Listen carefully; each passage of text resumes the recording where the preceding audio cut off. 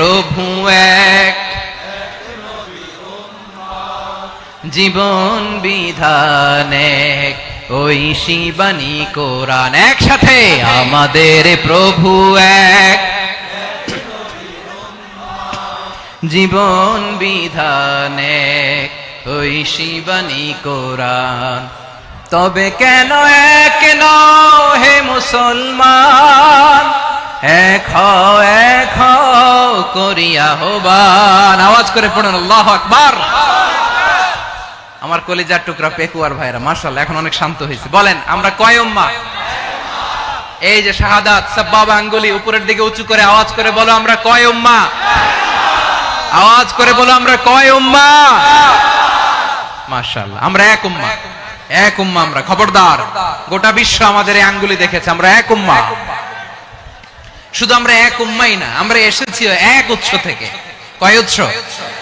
From Adam and eve, আদম এবং হাওয়া, উনার সন্তান আমরা।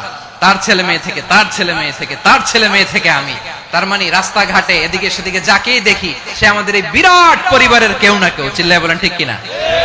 এই যে যারা বসে আছে আমরা কোনো না কোনো ভাবে তো আত্মীয়, কি বলেন? কারণ আদি পিতাকে সবাই বলে না, আদি পিতাকে, আদি মাতাকে হাওয়া আলাইহিস সালাম। তার মানে আমরা উম্মাহ এক, আমাদের উৎস মানে এক অরিজিন থেকে আমরা এসেছি। সূরাতুল হুজরাতে আল্লাহ চমৎকার ভাবে বলেছেন। এবং এই আয়াতটা দিয়ে 2022 সালে ফিফা ওয়ার্ল্ড কাপ কাতারে শুরু হয়েছে। দেখেন কাতার কি স্মার্টলি গোটা বিশ্বকে এক উম্মার কনসেপ্ট দিয়েছে। সুবহানাল্লাহ পড়েন। সূরাতুল হুজরাত আল্লাহ বলেন ইয়া আইয়ুহান নাসু ইন্না খলাকনাকুম মিন যাকারিন ওয়া উনসা وجعلناكم شعوبا وقبائل لتعارفوا إن أكرمكم عند الله أتقاكم إن الله عليم خبير।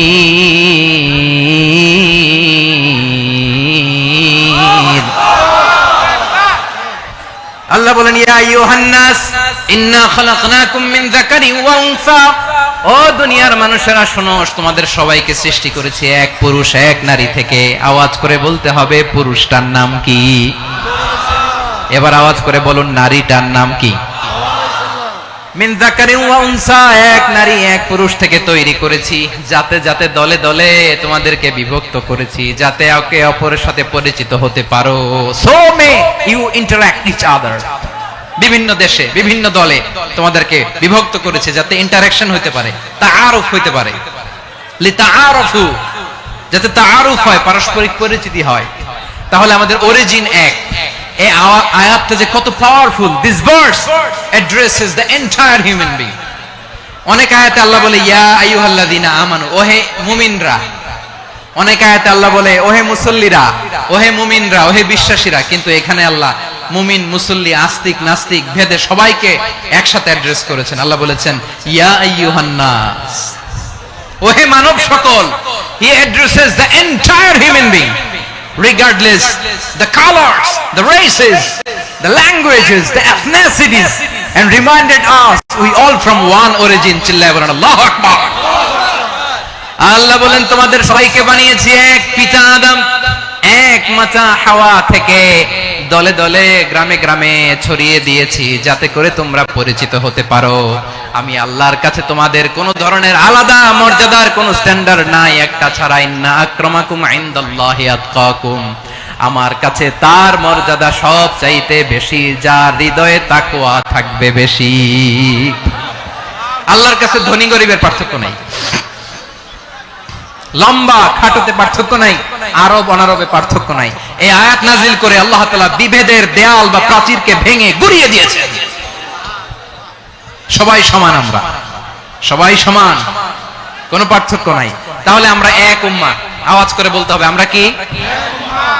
আমরা কয় উৎস থেকে এসেছি? এক উৎস। এবার আল্লাহ বললেন শুধু চাই না, বিশ্বনবী আমাদের শিখিয়ে দিলেন শুধু এক উম্মাহ না, শুধু এক উৎস না, তোমরা এক দেহ এক প্রাণ। আল্লাহু আকবার। এক দেহ এক প্রাণ। বানানো কথা না, বিশ্বনবীর কথা। বিশ্বনবী বলেন মাসালুল মুমিনিনা ফি তাওয়াদ্দিহিম ওয়া তাআতুফিহিম ওয়া তারাহুমিহিম মাসালুল জাসাদ, মুমিনের ভালোবাসা, সম্প্রীতি, ঔদার্যতা, এটা দৃষ্টান্ত কি? লাইক ওয়ান সিঙ্গেল বডি, একটা দেহের মতো সবাই।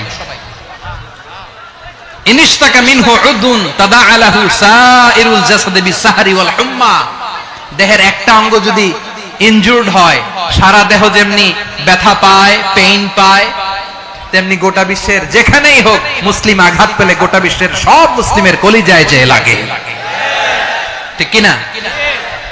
আরেক বর্ণনায় বিশ্বনবী বলেন আল মুসলিমুনা কা রাজুলিন ওয়াহিদ ইয়ানি জাসাদিন ওয়াহিদ, পুরো মুসলিম হচ্ছে, উম্মাহ হচ্ছে এরকম এক দেহ। ইনিশতাকা আইনু ইশতাকা কুল্লু, চোখে ব্যথা লাগলে যেমনি সারাটা দেহ ব্যথা অনুভব করে, ইনিশতাকা রাসুহু ইশতাকা কুল্লু, মাথায় ইনজুরি হলে যেমনি সারা দেহে ব্যথা লাগে, গোটা বিশ্বের যেখানেই মুসলিম ব্যথা পাক, আক্রান্ত হোক, গোটা বিশ্বের সব মুসলমানের কলিজায় লাগে, ঠিক কিনা বলেন? আচ্ছা, আপনার চোখে ব্যথা, কোথায় ব্যথা? আপনার চোখে যেহেতু ব্যথা, সারা দেহে তো খুব আরাম লাগে, তাই না? আপনার প্রচন্ড মাথা ব্যথা মাঝে মাঝে হয় না আমার ভাইয়েরা? মাথা ব্যথা হয় না আপনাদের? প্রচন্ড মাথা ব্যথা, তো সারা দেহটা তো খুব আরামে আছে না? নাকি চোখে ব্যথা লাগলে, ইনজুরি হলে সারা দেহ সেই ব্যথা অনুভব করে? মাথায় ব্যথা হলে সারা দেহ সেই ব্যথা অনুভব করে কি করে না? ঠিক অনুরূপ ভাবে কাশ্মীরে আমার মুসলিম ভাইরা আক্রান্ত হলে আমাদের হৃদয়ে রক্তক্ষরণ হয় কি হয় না? ফিলিস্তিনে আমার ভাইদের উপর যখন বম্বিং হয় আমাদের চোখ বেয়ে দাঁড় করে পানি ঝরে কি ঝরে না? আমার রোহিঙ্গা মুসলিম ভাইরা যখন কাঁদে তাদের সাথে আমরাও কাঁদি কিনা? কেন কাঁদি? কারণ এক দেহ। কথা বুঝে নাই?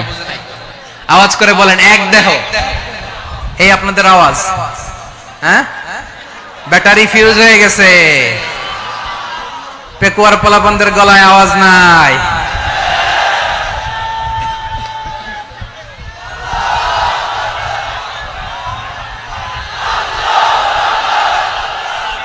ব্যাটারি চার্জ হইতেছে।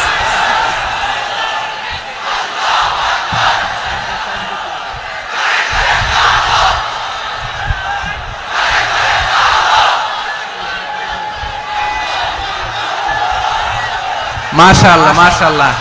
না না না, ইয়ে হয় নাই, ফিউজ হয় নাই। ওই বেঙ্গলের ভাষার মধ্যে দিল মারলে যা হয় এরকম হয়েছে আর কি। খেপায় তুলছে আমি। ওই যে ফিলিস্তিনের পতাকা উড়াচ্ছে, আমরা এই পেকুয়ার ময়দান থেকে ফিলিস্তিনের সাথে, আমার ভাইদের সাথে আমরা সংহতি প্রকাশ করছি। আমরা মুষ্টিবদ্ধ হাতকে উপরের দিকে করে আওয়াজ করে আমার সাথে সাথে পড়ুন, ফ্রি ফ্রি আল আকসা।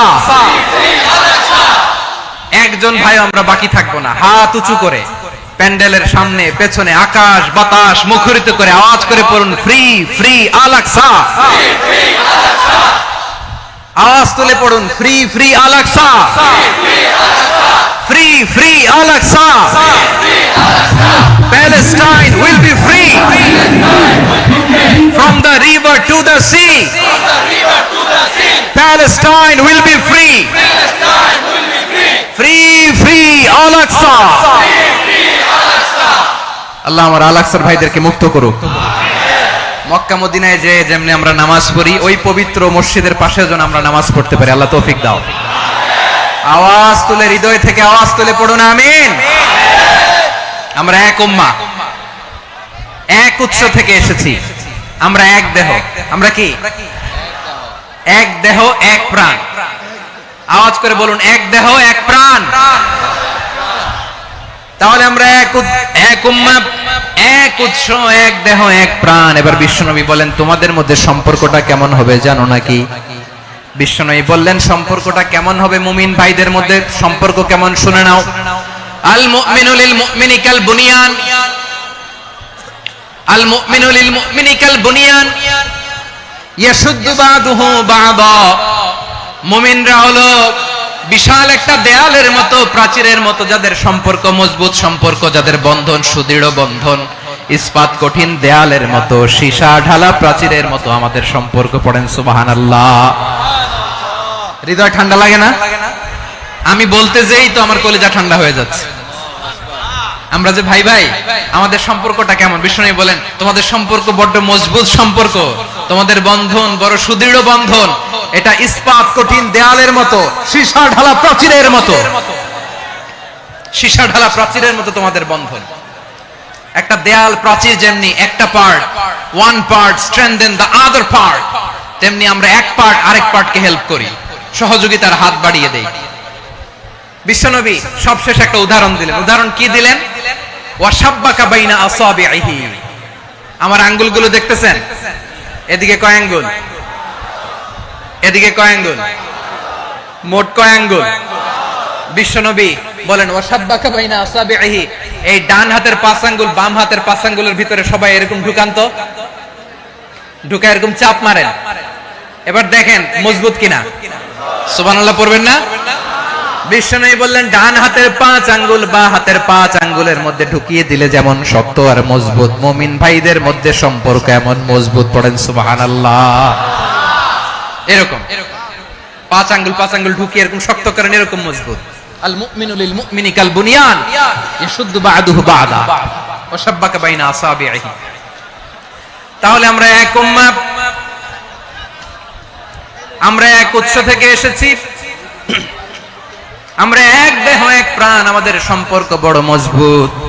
এবার আল্লাহরে বললাম, আল্লাহ আমাদের সম্পর্কটার একটা নাম দিয়া দেন। আমাদের এই চমৎকার সম্পর্কের একটা নাম থাকার দরকার আছে না নাই? রব্বুল আলামিন আমাদের সম্পর্কের একটা চমৎকার নাম দিলেন। নামটা হচ্ছে ভাই ভাই সম্পর্ক। কি সম্পর্ক? ফিল করে না, এইজন্য মুখ দিয়ে বেরোয় না। ভাই ভাই, আমরা একে অপরের কি? তো ভাইয়ের যে তুমি ঢিল মারলা একটু আগে, একটু আগে যে ঢিল মারলা, পানি মারলা, আল্লাহ আমাদেরকে তুমি মাফ করো। আমরা ভাই ভাই, কিন্তু তাবলীগের দাওয়াতের কাজ করতে যে এক ভাইয়ের হাতে আরেক ভাই খুন হয়, এমন নজির এই দেশে আছে না নাই? কি করে পারলে তুমি? হ্যাঁ, দিনের প্রচার করতে যে তোমার ভাইয়ের রক্তে তুমি হাত রাঙালে কি করে? আমাদের সম্পর্কের নাম দিয়েছে আল্লাহ তাআলা ভাই ভাই।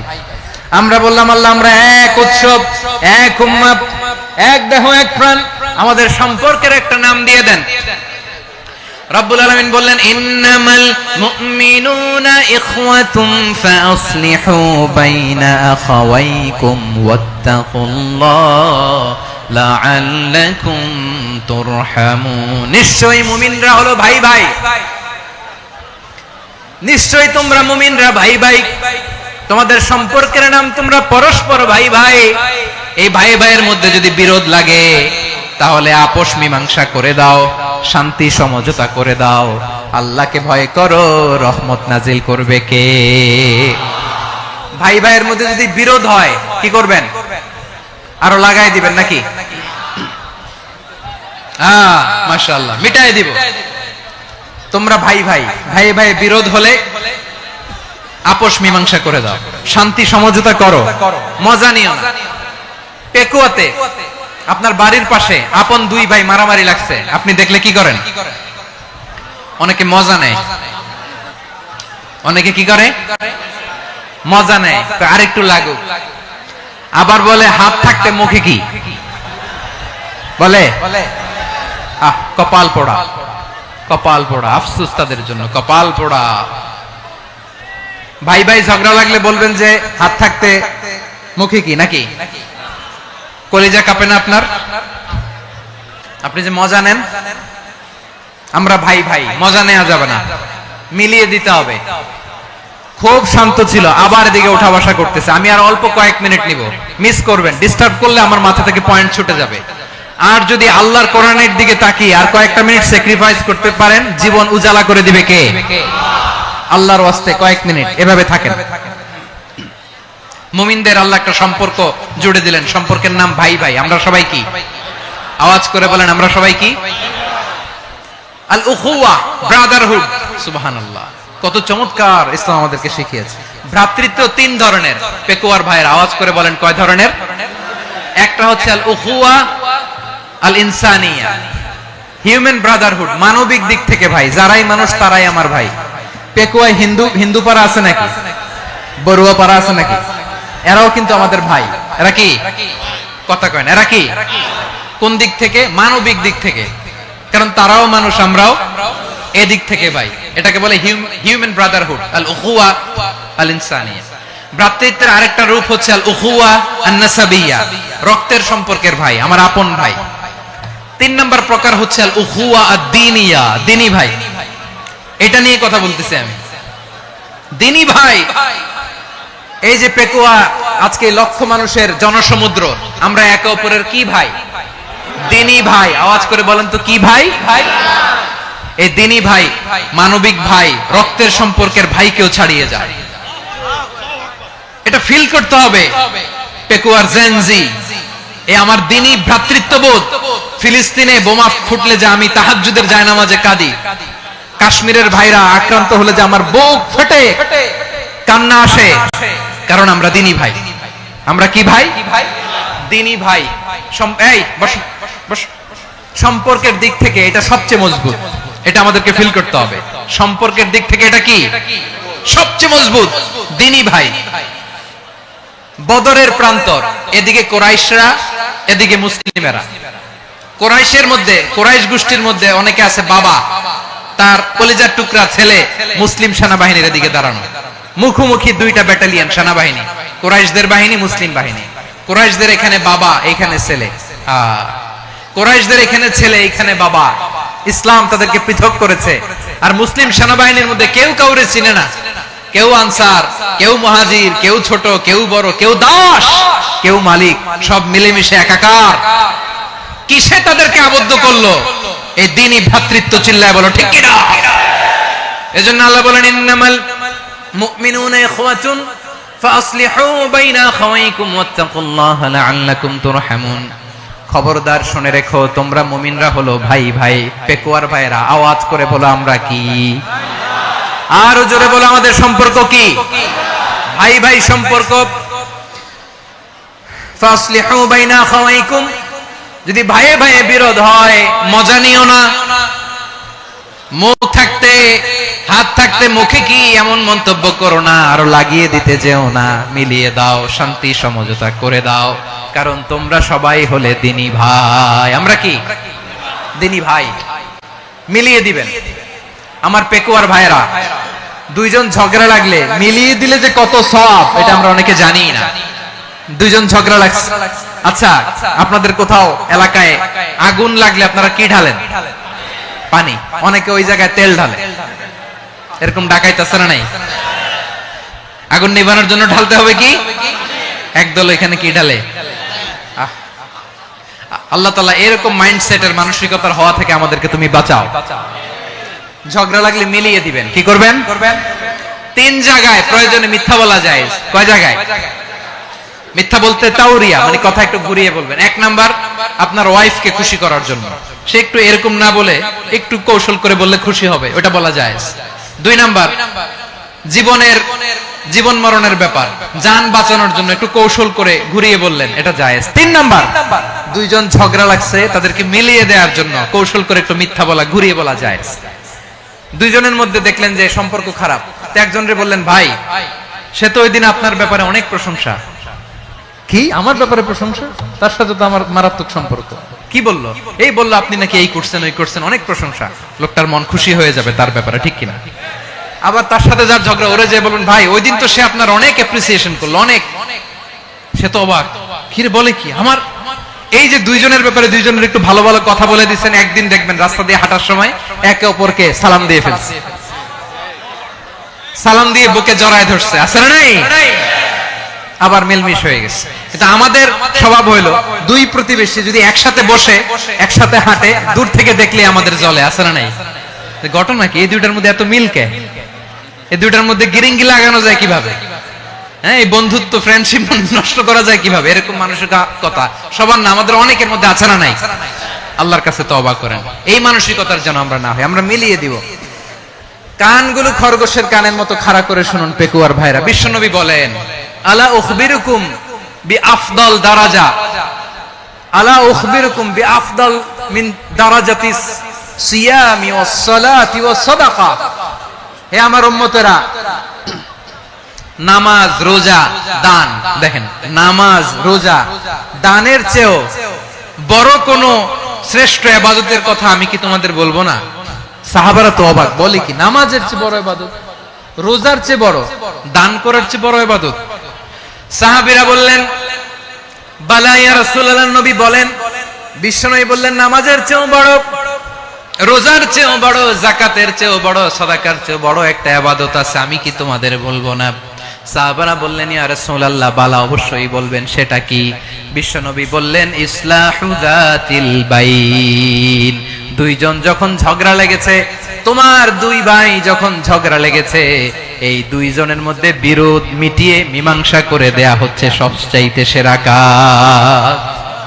দুইজন ঝগড়া লাগছে, ইসলাহু যাতিল বাইন, দুইজনের মধ্যে মিলিয়ে দেয়া, এটা নামাজ, রোজা, সাদাকার চেয়ে বেশি সওয়াব। সুবহানাল্লাহ, এত আস্তে, হ্যাঁ?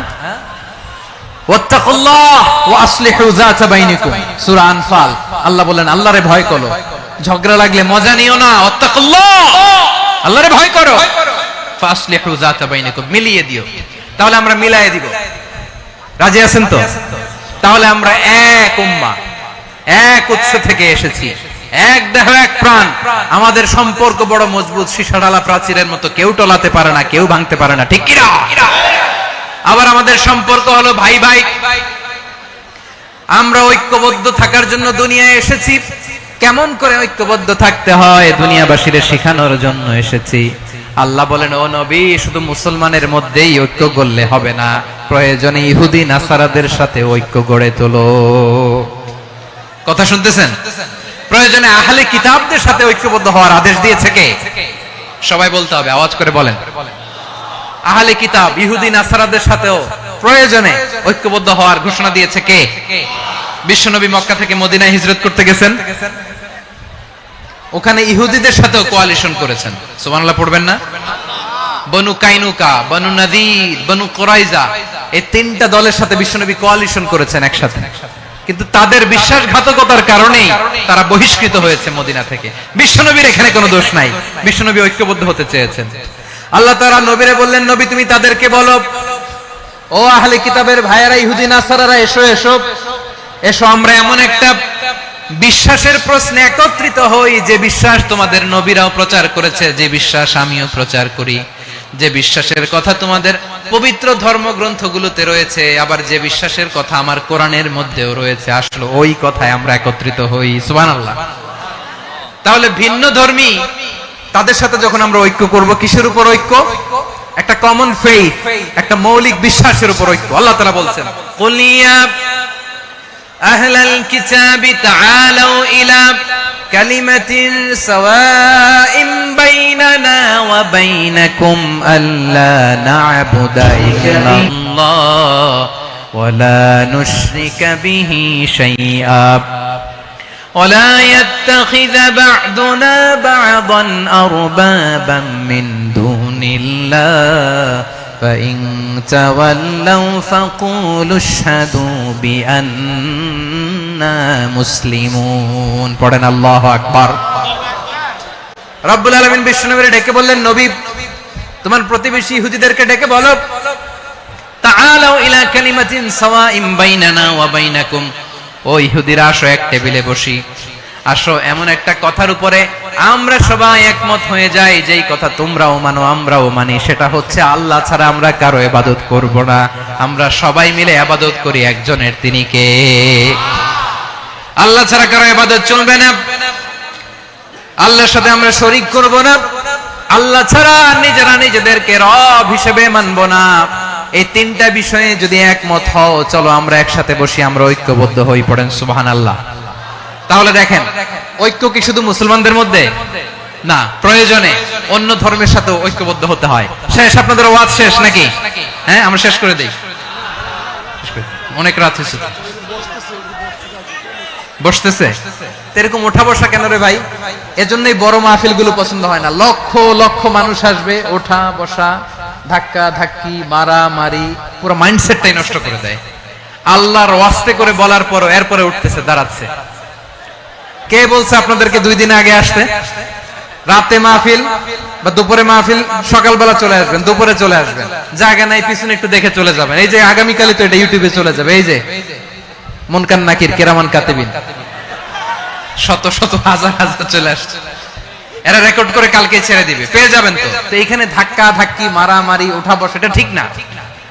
নিয়ম হচ্ছে যারা আসছেন শেষ পর্যন্ত বসে থাকবেন। এটা কোরআনের মাহফিল, কোরআনের মাহফিলের কোনো আদবই আমরা রক্ষা করতে পারিনি। আল্লাহ আমাদেরকে মাফ করুন, আল্লাহ ক্ষমা করুন। ধাক্কা ধাক্কি মারামারি করে ওঠা বসা করে মাহফিলের সৌন্দর্য আমরা নষ্ট করে দিচ্ছি। আল্লাহর রাস্তায় কয়েকটা মিনিট বসেন। আমি মনে করতেছি এই কথাগুলো খুব গুরুত্বপূর্ণ। মাত্র আর দুই একটা কথা বলে আমি শেষ করে দেবো ইনশাআল্লাহ, আর দেরি করবো না। 2 মিনিট একটু বসেন, একটু বসেন মেহেরবানি করে। প্রিয় ভাইরা, ঐক্য, আমার দিকে তাকান। আল্লাহর রাস্তায় মুখ দিয়ে একটা আওয়াজ উচ্চারণ করবেন, আল্লাহর রাস্তায়। চলে যেতে চাইলে চলে যান। আল্লাহর ওয়াস্তে শব্দটা যদি কারো কানে যায়, আল্লাহর নামের ওসিলায় আল্লাহর ওয়াস্তে মুখ দিয়ে আওয়াজ করবেন। আমার দিকে তাকান, আল্লাহর ওয়াস্তে, আল্লাহর ওয়াস্তে। যদি পরিস্থিতি কখনো এমনও হয় শিরকের আড্ডাখানা, আপনি ঐক্য প্রতিষ্ঠার জন্য, ঐক্য রক্ষার জন্য তাও শুধু তাওহীদের দাওয়াত দিবেন, ওইখানে আক্রমণ করবেন না। এটা কোরআনের নীতি। কথা বুঝতে পেরেছেন? সামনে শিরকের কি কথা কয় না, শিরকের কি আড্ডাখানা, আখড়া। কিন্তু ঐক্য বজায় রাখার জন্য, গৃহযুদ্ধ এড়ানোর জন্য আপনি শুধু এটা যে শিরক, এটা হারাম, এটা থেকে তোমরা বেঁচে থাকো, শুধু দাওয়াত দিবেন, আপনি আক্রমণ করবেন না। এটা কোরআনের বিধান। সুবহানাল্লাহ কইবেন না? তো এই চমৎকার ঘটনাগুলো আপনারা শোনাইতে পারবো এরকম বিশৃঙ্খলা করলে। মুসা আলাইহিস সালাম আল্লাহর সাথে সরাসরি কথা বলতেন। ওয়া কাল্লামাল্লাহু মুসা তাকলিমা। সুবহানাল্লাহ পড়েন, আওয়াজ তুলে সবাই বলেন সুবহানাল্লাহ। এখন বনি ইসরাইল হচ্ছে পৃথিবীর সবচেয়ে গোয়ার জাতি। তারা বলে, মুসা তুমি যে আল্লাহর সাথে কথা বলো আমরা তো দেখি না, তুমি যে কথা বলো আমরা তো শুনি না, তো কি করতে হবে? বনি ইসরাইল বলে, আমাদের মধ্য থেকে 70 জন নিয়ে যাইতে হবে তুর পাহাড়ে। ওরা আয়েশা যদি কয় হ্যাঁ আমরা শুনছি, তাহলে বিশ্বাস করব। কত বড় ডাকাত দেখছেন বনি ইসরাইল। এদের চেয়ে গোয়ার জাতি নাই। এত গোয়ার তুমি করেছো মুসা আলাইহিস সালামের সাথে। তুমি যে আল্লাহর সাথে কথা বলে আমরা তো দেখি, কি করব? 70 জন আমাদের বন্ধু বান্ধব যে যদি দেখে, তারা বললে ওকে আসো, 70 জন আসো। 70 জন নিয়ে গেল। মুসা আলাইহিস সালাম হারুন আলাইহিস সালামকে খেলাফা দিয়ে গেলেন, আল্লাহ ওনাকে নবী বানালেন। মুসা আলাইহিস সালাম বললেন, হারুন খবরদার, বনি ইসরাইলের মধ্যে তাওহীদের বাণী প্রচার করবা, ঐক্য ধরে রাখবা, বিচ্ছিন্ন হতে দিবা না। চলে গেছে। এইদিকে বনি ইসরাইলের এক দুষ্ট লোক ছিল, নাম সামিরি। কি নাম? সামিরি। সে সবাইরে বলল তোমাদের স্বর্ণগুলো ফালাও। স্বর্ণগুলো ফেললো। বনি ইসরাইলের স্বর্ণগুলোকে গলিয়ে সে একটা গরুর বাচ্চা বানালো। গোবৎস। কিসের বাচ্চা? দেখেন গরুর পূজা কিভাবে শুরু হয় পৃথিবীতে প্রথম। গোবৎস পূজা, গরুর বাচ্চার পূজা কিভাবে।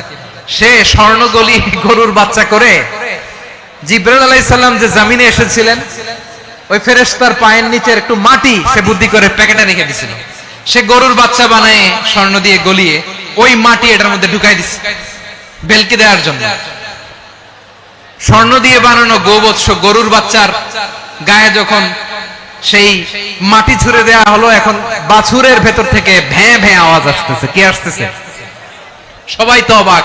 সামিরি বলে, আরে তোমরা যে 70 জন দিয়ে মুসা আলাইহিস সালামরে পাঠাইছো, ওইদিকে এত ঘুরতেছে, আল্লাহরে খুঁজে পায় না, আল্লাহ তো এটার ভিতরে ঢুকছে। নাউজুবিল্লাহ বলবেন না? তোমরা যে 70 জন দিয়ে পাঠাইলা, 70 জন নিয়ে মুসা আলাইহিস সালাম খালি ঘুরতেছে, আল্লাহরে পায় না। পাবে কেমনে? আল্লাহ তো নাউজুবিল্লাহ এটার ভিতরে। সিজদা দাও। এই সিজদা দিয়ে গেল। আল্লাহর নবী হারুন আলাইহিস সালাম বললেন, খবরদার, এটা সুস্পষ্ট শিরক। আল্লাহ সব গুনাহ মাফ করে, শিরকের গুনাহ মাফ করে না। খবরদার, তোমরা থামো। কে শোনে কার কথা? এই যে যেমন এখন আমরা, আপনারা আমার কথা শুনতেছেন না? শুনতেছেন? হারুন আলাইহিস সালাম বললেন, খবরদার, এই শিরকি কাজে তোমরা সংযুক্ত হয়ো না। তোমাদেরকে কি মনে নাই আমার ভাই মুসা আলাইহিস সালাম কি বলছে? আল্লাহ শিরক মাফ করে না। খবরদার, শিরক করো না, আল্লাহরে ভয় করো। হারুন আলাইহিস সালাম তাদেরকে বুঝালেন, শিরক করো না, আল্লাহরে ভয় করো। শুধু এতটুকুই তিনি বুঝালেন, দাওয়াতি কাজ পালন করলেন, কিন্তু প্রতিরোধ করেন নাই, সশস্ত্র সংগ্রামে লিপ্ত হন নাই, বাধা দেন নাই। কারণ গৃহযুদ্ধ বেঁধে যেতে পারে। উনি ভাবলেন, আমি যদি আমার বাহিনী নিয়ে দাওয়াত দেওয়ার সাথে সাথে প্রতিরোধ করি, আক্রমণ করি, ওরাও আমারে আক্রমণ করবে, ব্লাডশিড হবে, রক্তপাত। এমন অবস্থা হবে বনি ইসরাইলের মধ্যে যেটা হয়তো আমার ভাই মুসাও কন্ট্রোল করতে পারবে না। সুবহানাল্লাহ কইবেন না? এক একজন নবীকে আল্লাহ তাআলা কি ইন্টেলেক্ট দিয়ে পাঠিয়েছেন। তিনি ভাবলেন আমি দাওয়াতি কাজটাই করি, এটা যে হারাম এটা থেকে শুধু বারণ করি কিন্তু প্রতিরোধ না করি। আমি যদি ঐক্য ধরে রাখতে পারি বাকিটা আমার ভাই সামলে নেবে। সুবহানাল্লাহ। হারুন আলাইহিস সালাম প্রতিরোধ করলেন না, বনি ইসরাইলের মধ্যে গৃহযুদ্ধ বেঁধে যাওয়ার আশঙ্কায় প্রতিরোধ করলেন না, আক্রমণ করলেন না, শুধু দাওয়াত দিলেন। ইন দা মিন টাইম মুসা আলাইহিস সালাম আল্লাহর সাথে কথা বলে যখন ফিরে আসলেন, দেখলেন বনি ইসরাইলের অধিকাংশ লোক মুশরিক হয়ে গেছে, মুশরিক হয়ে গেছে। মুসা আলাইহিস সালাম রেগে গেলেন। রেগে প্রথমে বনি ইসরাইলদেরকে অ্যাটাক না করে ভাইয়ের দাড়ি ধরলেন। হারুন আলাইহিস সালামের দাড়ি আর চুল, মেজাজি নবী ছিলেন। হারুন তুমি কি করলা? তোমারে কি দায়িত্ব দিয়ে গেলাম, তুমি কি করলা? তুমি থাকতে বনি ইসরাইল কেমন করে শিরকের কাজে নিমজ্জিত হয়ে যায়? সাইয়েদনা হারুন আলাইহিস সালাম বললেন, ইন্নী, কোরআন সাক্ষী, কোরআন থেকে কোট করছি, ইন্নী খাশিতু আন তাকুলা ফাররাকতা বাইনা বনি ইসরাঈলা ওয়া লাম তারকুব কওলি। ও আমার ভাই, আমার দাড়ি ধরবেন না, আমার মারবেন না। আমি ভয় করেছি, আমি ভয় পেয়েছি, না জানি আপনি বলেন তুমি কেন খাশিতু আন তাকুলা ফাররাকতা বাইনা বনি ইসরাঈল, আপনি এসে আমারে যদি বলেন তুমি কেন ঐক্য ধরে রাখলে না, কেন মারামারি হলো, কেন রক্তপাত হলো, তোমারে কি এই দায়িত্ব আমি দিয়ে দিয়েছিলাম? আমার কথার দিকে কি তুমি ভ্রুক্ষেপ করো নাই? আমি যে বলছি তাওহীদের বাণী প্রচার করবা আর ঐক্য ধরে রাখবা, আমার কথা কি শোনো নাই? আপনি আমারে ধমকাবেন, এই জন্য আমি প্রতিরোধ করি নাই, আক্রমণ করি নাই, গৃহযুদ্ধ আটকানোর জন্য, কিন্তু আমি দাওয়াত দিয়েছি। সুবহানাল্লাহ পড়েন। ঐক্য ধরে রেখেছেন। মুসা আলাইহিস সালাম মুহূর্তেই সামিরীকে আক্রমণ করলেন, অ্যাটাক করলেন, শাস্তি দিলেন। মুহূর্তেই ওই গোবৎস গরুর বাছুরকে ভেঙে চুড়ে মেসাকার করে সাগরের মধ্যে ভাসিয়ে দিলেন। পুরো বনি ইসরাইলকে আবার তাওহীদের উপর প্রতিষ্ঠিত করলেন। পড়েন সুবহানাল্লাহ। এই ঘটনা থেকে শিক্ষা কি? শিক্ষা হচ্ছে আপনি শিরকের আড্ডাখানা দেখলেও বৃহৎ স্বার্থে তাওহীদের দাওয়াত দিবেন, প্রয়োজনে আপনি ঐক্য নষ্ট করবেন না। সুবহানাল্লাহ পড়বেন না? তাহলে ঐক্যের গুরুত্ব বেশি না কম? বলেন, আওয়াজ করে বলেন। ওয়া আতাসিমু বিহাবলিল্লাহি জামিআ, আল্লাহর রশিকে আঁকড়ে ধরো। ওয়ালা তাফাররাকু, তোমরা বিচ্ছিন্ন হয়ো না। পেকুয়ার ভাইরা আওয়াজ করে বলেন তো আদেশটা কার? এখন বলেন আমাদের ঐক্যবদ্ধ জীবনের দরকার আছে না নাই? এই যে ডক্টর মোহাম্মদ ইউনূস আমাদের লিডার, উনি যে আমাদেরকে জাতীয় ঐক্যের আহ্বান জানিয়েছে, ওনার আহ্বানে আমাদের সাড়া দেওয়ার দরকার আছে না নাই? রাজনীতিবিদদের যে ডাকছে খুশি লাগে না আপনার? আলেমদের ডাকছে খুশি লাগে নাই? আলহামদুলিল্লাহ বলবেন না? আলহামদুলিল্লাহ, সবাইকে ডেকেছে, ঐক্যবদ্ধ করেছে। আমরা ঐক্যবদ্ধ থাকতে চাই, আমরা ঐক্যবদ্ধ জীবন চাই, আমরা আর কাদা ছড়াছড়ি করতে চাই না। রাজি আছেন সবাই? এখন আমরা যদি ঐক্য নষ্ট করি আমাদের কি কি সমস্যা, কি ক্ষতি, কি কুফল? অনৈক্যের কুফল কি? কয়েকটা কুফলের কথা বলে শেষ করব। প্রিয় ভাইরা, what are the drawbacks and disadvantages of division, social and political division in the society, disunity? আমরা যদি বিচ্ছিন্ন হই, একে অপরের যদি মারামারি করি, একজন যদি আরেকজনের কাফের ফতোয়া দেয়, আমাদের কি ক্ষতি? শুনবেন? কথা কয় না, শুনবেন? এক নাম্বার ক্ষতি হচ্ছে আমরা যদি বিচ্ছিন্ন হই আমাদের শক্তি কমে যাবে, আমাদের পাওয়ার আমরা হারাবো। আমাদের কি হারাবো? পাওয়ার। মনে রাখবেন, যখন আমি একা থাকি তখন আমি ব্যক্তি, যখন আমরা সবাই মিলি তখন আমরা শক্তি। এই শক্তি নিয়ে আমাদের সামনে এগিয়ে যাওয়ার দরকার আছে না নাই? তাহলে আমরা যদি নিজেরা বিরোধে লিপ্ত হই, আমাদের ক্ষমতা, পাওয়ার ছুটে যাবে। আমরা এই পাওয়ার হারাতে চাই না, ঠিক কিনা বলেন? রব্বুল আলামিন ঠিক তাই বললেন। রব্বুল আলামিন বললেন, খবরদার, ওয়াতিউল্লাহ ওয়া রাসূলাহু ওয়া লা তানাযাউ ফাতাফশালু ওয়া তাযহাবা রিহুকুম ওয়াসবিরু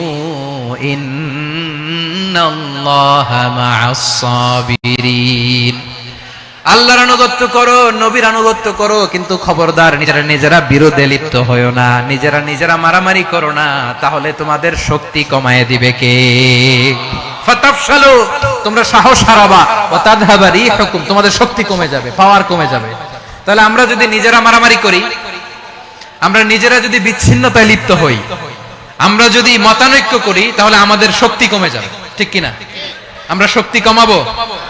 আচ্ছা, ছোট্ট একটা বাঁশের কঞ্চি যদি আপনারা দেয়, পায়ের মধ্যে ধাক্কা দিয়ে ভাঙতে পারবেন না? এরকম বাঁশের কঞ্চি যদি 20টা একসাথে জোড়া লাগায় দেয়, ভাঙতে পারবেন? কথা বোঝে নাই মনে হয়। চিকন একটা বাঁশের কঞ্চি দিলে ভাঙা যাবে না? এরকম চিকনই 20টা বাঁশের কঞ্চি একসাথে লাগাই দিলে ভাঙতে পারবেন? কারণ যখন আমি একা থাকি তখন আমি ব্যক্তি, যখন আমরা সবাই মিলি তখন আমরা শক্তি। আমরা যেন শক্তি না হারাই। আমরা বিরোধে লিপ্ত হলে আমাদের শক্তি কমে যাবে। এই হচ্ছে 1 নাম্বার ডিসঅ্যাডভান্টেজ।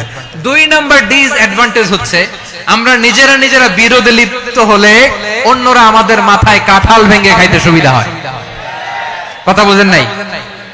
আমরা যদি বিরোধে লিপ্ত হই তাহলে পরাশক্তিগুলোর সুবিধা, তখন আমাদের কাউকে দিতে হবে ট্রানজিট, কাউকে দিতে হবে সেন্ট মার্টিন, কাউকে দিতে হবে দেশের অর্ধেক। চিল্লায় বলো ঠিক কি না?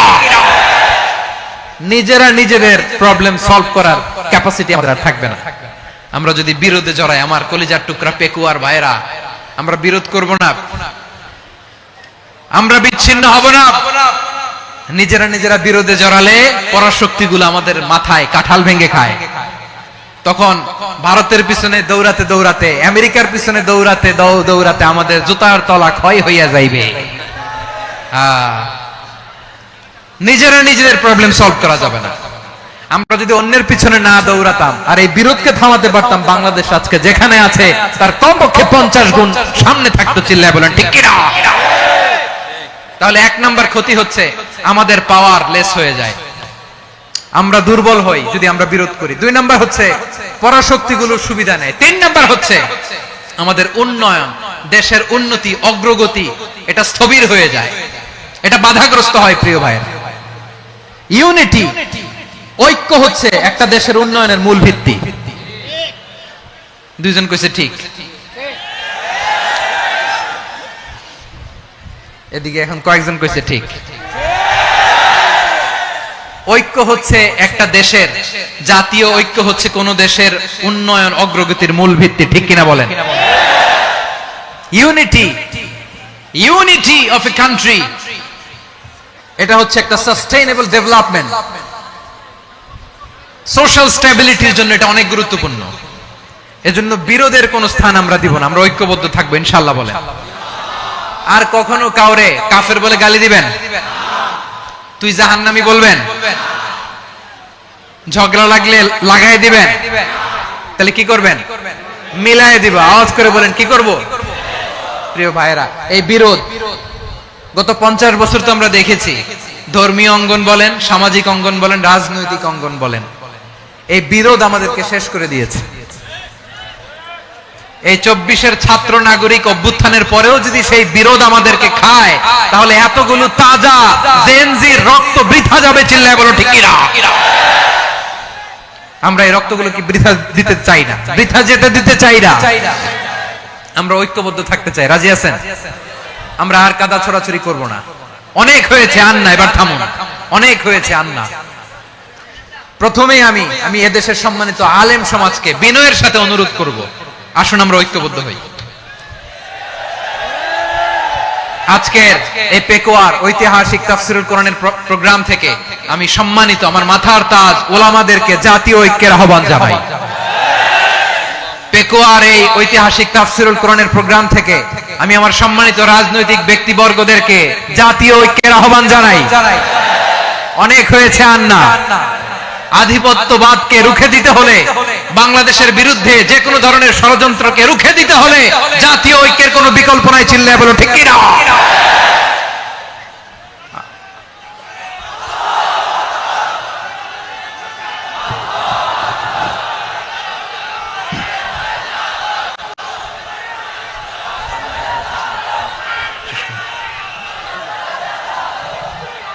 আমার প্রিয় ভাইয়েরা, আমার ভাইয়েরা,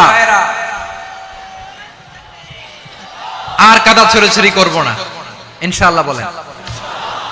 আল্লাহুম্মা ফাশহাদ, আল্লাহ তুমি সাক্ষী থাকো, আল্লাহ তুমি তৌফিক দাও। আওয়াজ করে পড়েন আমিন। আর একে অন্যকে কাফির বলে গালি দিব না, ঠিক কিনা বলেন? রাজি আছেন? ধ্বংস করে দিয়েছি আমরা আমাদেরকে। আপনারা হালাকু খানের নাম শুনেছেন? মঙ্গল অধিপতি হালাকু খান বাগদাদের আমাদের বিশাল দারুল হিকমা লাইব্রেরিকে ধ্বংস করেছে।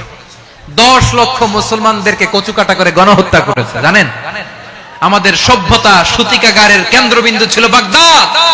ইরাকের বাগদাদে যেদিন সে রক্ত নিয়ে হোলি খেলা করে, রক্তের হোলি খেলা যেদিন হয়, ওই দিনও বাগদাদে বাহাস চলতেছিল। আমাদের বাহাস কি চলতেছিল? আপনাদের এলাকায় বাহাস আছে? এই প্রচলিত বাংলাদেশে যে বাহাস, এটার সাথে ইসলামের কোনো সম্পর্ক আছে? এই পর্যন্ত বাহাসের পরে পরাজয় বরণ করছে এরকম কোন দল আপনারা পাইছেন? আমি পাই নাই। প্রত্যেক দলই বাহাসের পরে সংবাদ সম্মেলন করে বলে, আমরা জয়লাভ করিয়াছি, ওনারা পালাইয়া চলিয়া গিয়াছেন। আছে না নাই? কারণ সত্য জানার জন্য, সত্য মানার জন্য আসে না তো, নিজের জ্ঞান জাহির করার জন্য বাহাস করে। বিপক্ষ দলের আলেমকে ছোট করার জন্য বাহাস করে। এই বাহাসের স্থান ইসলামে নাই। চিল্লায় বলো ঠিক কিনা? এই সমস্ত বাহাসের দিন শেষ। ঐক্যবদ্ধ হওয়ার বাংলাদেশ। প্রিয় ভাইরা, হালাকু খান সে দারুল হিকমা লাইব্রেরি জ্বালিয়ে পুড়িয়ে এই সব দামি দামি বইগুলো, আমাদের দামি দামি ঐতিহাসিক তুরাসি ক্লাসিক বইগুলোকে দজলা নদীতে ফেলেছে। পুরা দজলা নদী কালো হয়ে গিয়েছে। 10 লক্ষ মুসলমানকে গণহত্যা চালিয়ে এই রক্তের বন্যা যখন দজলা নদীর পানিতে মিশে গিয়েছে, দজলা নদীর পানি লাল হয়ে গিয়েছে। যেই দিন বাগদাদে গণহত্যা চলে, ওই দিনও বাগদাদে বাহাস চলতেছিল। কিসের বাহাস জানেন? মেসওয়াক, ডান মারি থেকে করা সুন্নাহ, এটা আমরা জানি। এখন কি উপরের মারি না নিচের মারি? বাহাসের বিষয়। এই বাহাস করবেন আপনারা? বিশ্ব যখন এগিয়ে চলেছে, আমরা তখন বসে বিবি তালাকের ফতুয়া খুঁজেছি কোরআন হাদিস চষে। তালাক ইসলামের অনেক গুরুত্বপূর্ণ অনুষঙ্গ। তালাক কোরআনের একটা সূরা। কিভাবে তালাক হবে না হবে আমাদের ফুকাহায়ে ইকরাম, আমাদের আকাবেররা সব বলে গিয়েছেন, সব জানা। আপনি হয় এটা মানবেন, নয় ওইটা। ওইটা নিয়ে বাহাসের দরকার নাই, ওইটা নিয়ে মারামারির স্থান ইসলামে নাই। আওয়াজ করে বলেন ঠিক কিনা? এখন পেকুয়ার ভাইরা, শেষ কথা বলি, আওয়াজ করে বলেন আমরা ঐক্যবদ্ধ হতে চাই কি চাই না? চান? এই যে আমি বিনয়ের সাথে আলেম সমাজকে জাতীয় ঐক্যের আহ্বান জানালাম, এটার সাথে আপনারা সংহতি প্রকাশ করেছেন?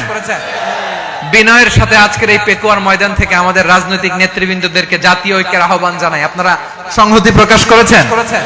এখন এটা রোড ম্যাপ কি, কিভাবে আমরা ঐক্য প্রক্রিয়াতে এগিয়ে যাব? শেষ কথা বলি, একেবারে সহজ।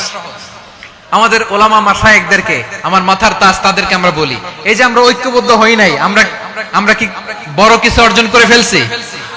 বলেন, আমরা কি খুব পাওয়ার সম্মানের জায়গায় আছি? খুব স্ট্রেংথের জায়গায় আছি?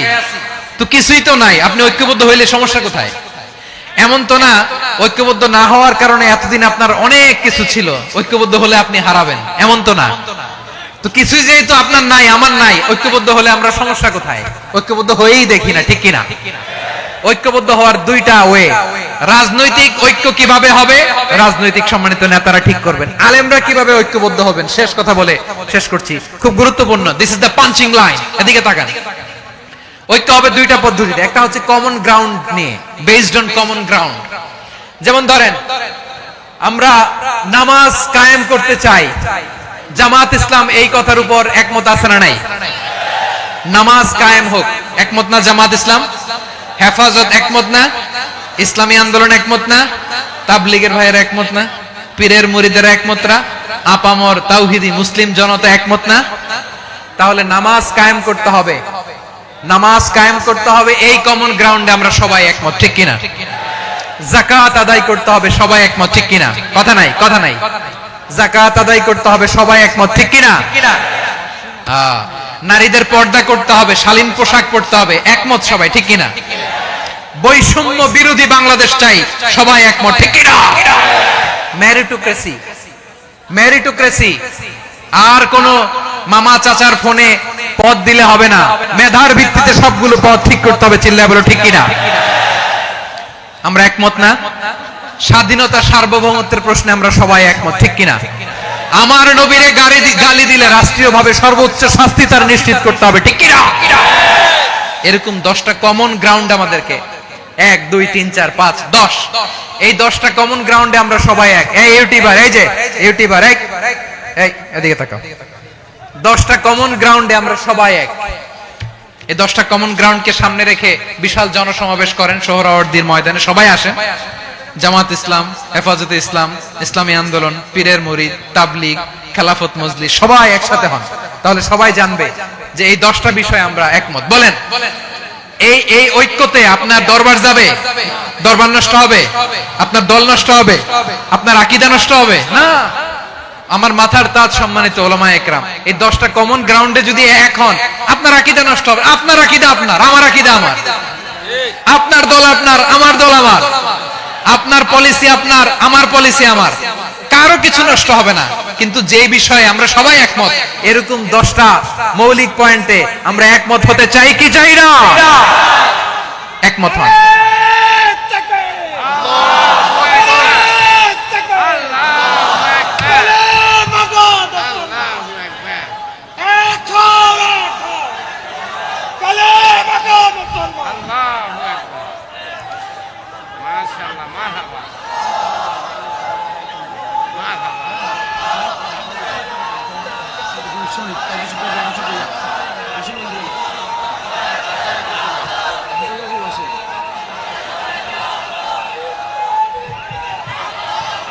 আমার পেকুয়ার ভাইরা, তাহলে ঐক্যবদ্ধ হওয়ার 1 নাম্বার পদ্ধতি based on common ground. Common ground, এতে কারো কোনো লস নাই, কারো কোনো ছাড়ও দেয়া লাগবে না, কারো দরবারও যাবে না, কারো দলও নষ্ট হবে না, কারো আকীদাও নষ্ট হবে না। আমার আকীদা আমার, আমার দল আমার, আমার সব ঠিক আছে, শুধু এই বিষয়ে আমি একমত, তুমি একমত, তুমি একমত, তো আমরা সবাই একসাথে বসে জানান দেই যে এগুলোতে আমরা একমত, শোডাউন করি।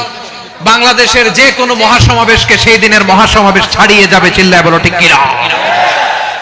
এরপর জেলায় জেলায় বিভাগীয় বিভাগীয় আপনারা ওয়ার্কশপ করেন, সেমিনার করেন, আইস ব্রেকিং প্রোগ্রাম করেন, এভাবে আমাদেরকে আগাতে হবে।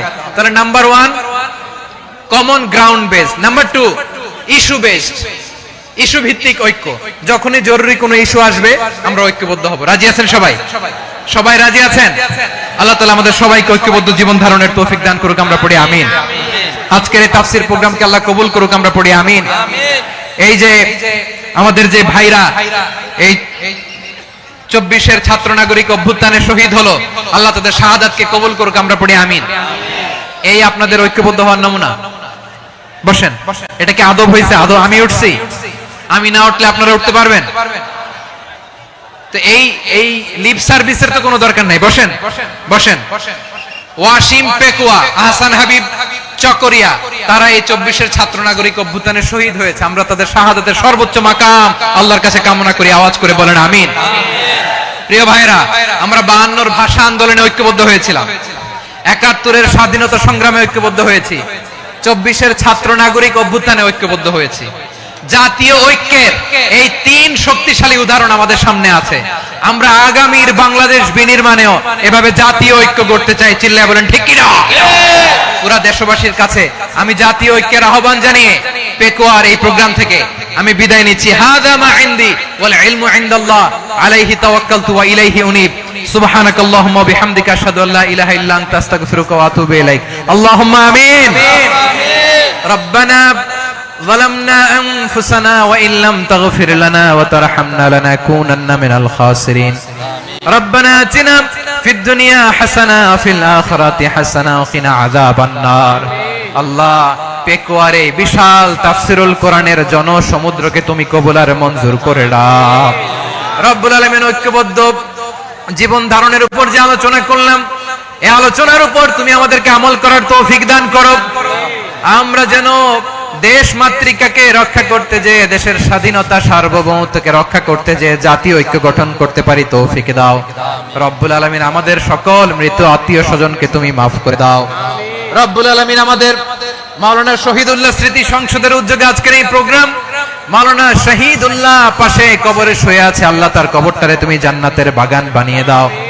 রব্বানা তাকাব্বাল মিন্না إنك أنت السميع العليم وتب علينا يا مولانا إنك أنت التواب الرحيم.